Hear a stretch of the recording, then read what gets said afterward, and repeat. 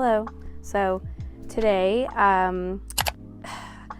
today's video was kind of like last minute.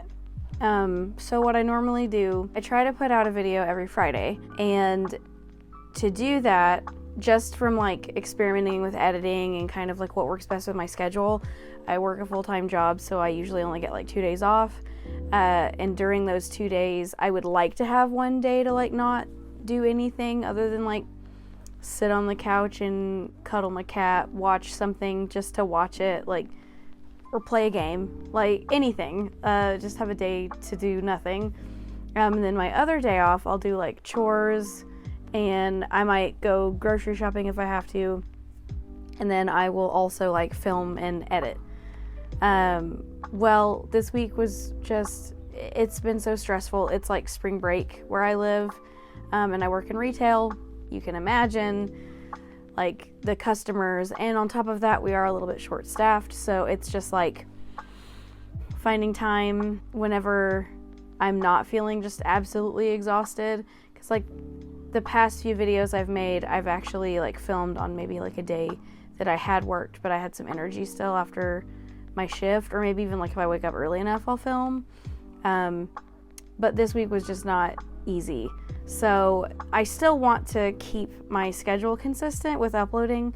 So I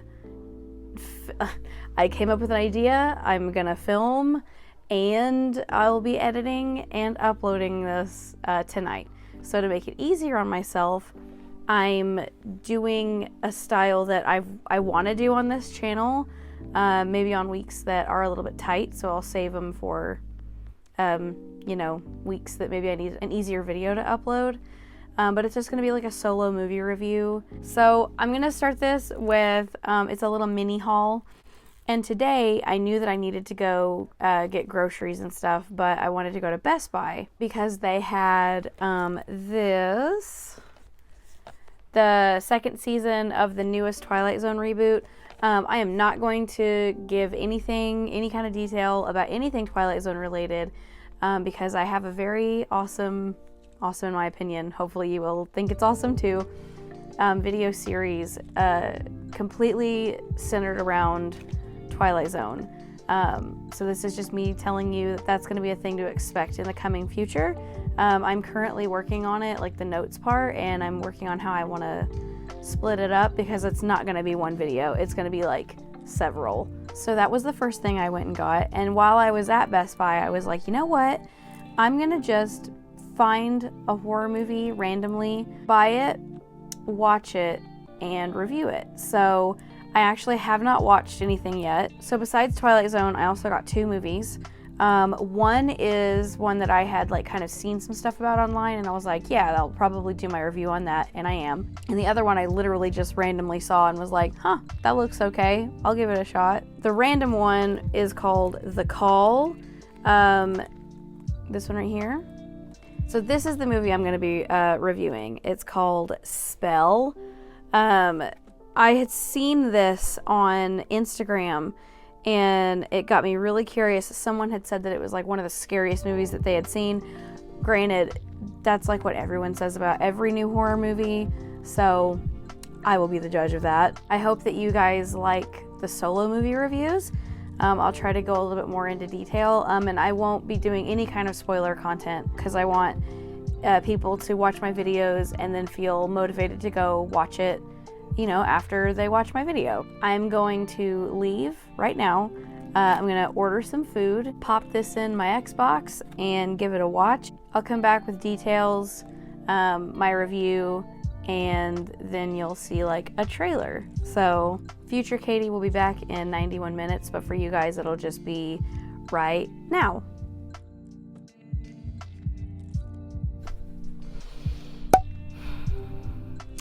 Wow. Okay, first of all, it was great. I enjoyed it thoroughly. I want to have kind of like a structure for how I do these solo movie reviews. So let's do this review the right way. And I'll kind of reintroduce you to the movie properly. So I just got done watching the movie called Spell.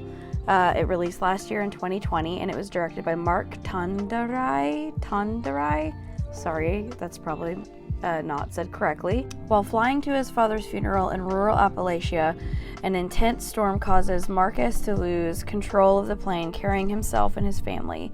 He soon awakens wounded, alone, and trapped in Miss Eloise's attic. Eloise claims she can nurse him back to health with the hoodoo figure she's made from his blood and skin. Unable to call for help, Marcus desperately tries to break free from her dark magic and save his family from a sinister ritual before the rise of the blood moon. The structure that I'm going to have for this, there's going to be 5 categories, and I'm going to give you like however many numbers out of 5, and then I'll kind of wrap it up with my overall the final review. The first category I'm going to talk about is cinematography, and now I bought this physically, so I had access to some like special features, and one of the special features was called Rootwork Conjuring Spell, and it was kind of like explaining how they were able to set up the movie the way that they did. And in this segment they talk a lot about like lighting and the color scheme and like everything that just really made this movie visually represented, like how they chose it and why. And I loved seeing the details in the background as to why they chose like the certain color schemes, and like how at the beginning Marquise is like backlit with a lot of like whites and like sharp colors, and it's very like posh and like expensive looking. And then like how his wife has a more green tone before their flight. All of the tones are very like bluish greens, and then when they get to like, you know, the main part of the movie where he's being held captive, it's like really dark, muddy, low light shadowed colors like browns and blacks and grays. And it was just cool to watch the people who made the movie talk about it. And then they showed like clips and everything with it. I gave cinematography 5 out of 5 because I thought everything that they chose worked perfectly with the story that they were telling. You always knew when kind of like the mood was changing based on like how the scenes were shot. There was even a part in the extra features where they talked about how Mark, the director, he would pick up the camera and just start filming scenes on his own too. That he had several different angles to work with, and he always picked like the best ones to be in the final cut. And you can really tell when you're watching it because it was just shot so beautifully. So yes, 5 out of 5. The next category is score. Now, the music in movies a lot of times really helps me. It helps build tension, it helps to kind of define a mood, it can pull at your heartstrings, it can kind of let you know when a scene is like lighthearted or if it should be more serious. Like, you can do a lot with music or score in a movie. And I'll be really honest, I didn't really notice it that much in this movie, but that could have had a lot to do with the fact that like there were so many other things about the film that were selling it. Like the acting was great. You know, like I mentioned, the cinematography was really doing it for me. The story, the pace, all of it really helped to stitch the movie along, and I didn't really notice the music. There were parts where like it got kind of intense, and they would do these like, I don't know if it was like strings but it was really unsettling noises, and it let you know that like it was a really like suspenseful scene. So that's about as much as I remember from the score. I didn't deduct too many points from that. I gave it a 3 out of 5. Next one is acting. I gave this a 4 out of 5. It would have gotten a 5 out of 5, except for at the beginning. I cannot explain why, but at the beginning, the dynamic or like the kind of dialogue between Marquise and his wife, and then there's like a scene where he's talking to his boss. All of that dialogue felt kind of weird. Like, not bad, but like forced or just unnatural to the story. But it's literally just like maybe the first 10 minutes that's like that. The rest of the movie, the acting was great. So like I'll only deduct 1 point for that because it's not something that you really ever notice again in the movie. So yeah, that acting is a 4 out of 5. The casting that they chose was perfect. The lady, the older lady who plays Eloise, oh my god, like, she's like, how does someone come off so sweet and so innocent, yet be so fucking evil. The next one is vibe. And what I mean by vibe, I mean by like kind of the mood or the vibe maybe that I was getting off of it. I can't really explain vibe because it's really similar to cinematography, but it would be like the mood, the atmosphere, the richness of the plot, like that kind of stuff. And I gave it a 3 out of 5. Now, it only got a lower score because the material that they were talking about, like hoodoo, and there was a lot of like, when I say like gore, it wasn't like super bloody, but like the gore that you did see was really gross. Like, not nearly as gross as like some movies that exist, but you know, they do such a good job making you care about the main character and like his family, that like the gore that you do see, it was just really effective. So maybe I should change the vibe to 4 out of 5. Yeah, so scratch that, not 3 out of 5. It's gonna be a 4 out of 5 because everything, even though it was like gross and very unsettling, like it made it all that much more effective for me. That's the beauty of horror. You sit and you subject yourself to something that makes you uncomfortable or makes you kind of squeamish, and then by the end of it you're like, that was awesome. Final category was the ending. I will not be spoiling anything, but I will say it was satisfying. They didn't leave any loose ends. There was a twist, not a strong one, but there was a twist. I'm always so afraid of movies with such heavy stories like this, and when I say heavy, I mean like there's a lot going on in it. I'm so afraid that like you'll miss things, or maybe they won't explain it well enough for you to understand, and that did not happen in this film for me. It kept my attention, the pacing was perfect. I didn't feel like they were rushing into anything. I genuinely felt for the characters. But yes, so the ending ties it up really well, and I give it a 5 out of 5. So that comes to my final score for this movie. I fully recommend this to people. I had written in my notes that if you were going to compare it to 2 movies, I always like, you know, if you take blank and blank and they had a baby. I've always liked those kinds of analogies. And this movie is very much like Stephen King's Misery and then the Skeleton Key movie if they had a baby.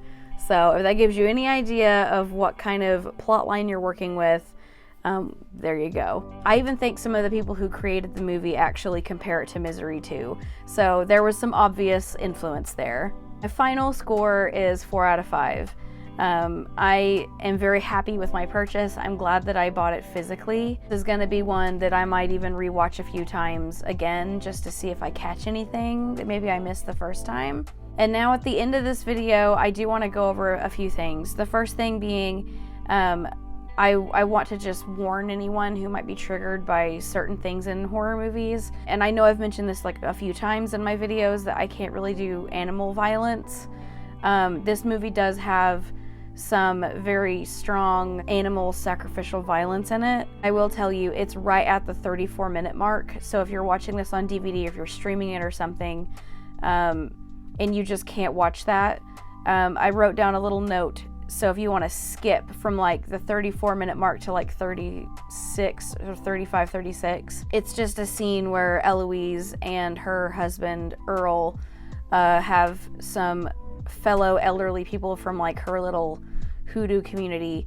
They're having like, she calls it an old-fashioned revival, and they sacrifice a couple of animals and use their parts for healing things. So it was a little, it wasn't easy to sit through, especially like that kind of like early in the movie, but you don't see it again at any point. So that's just my little warning. If you want to bypass it, I would just, right around the 34 minutes, you'll see the revival start, but just go ahead and skip it by like 2 minutes and you'll bypass all the animal stuff.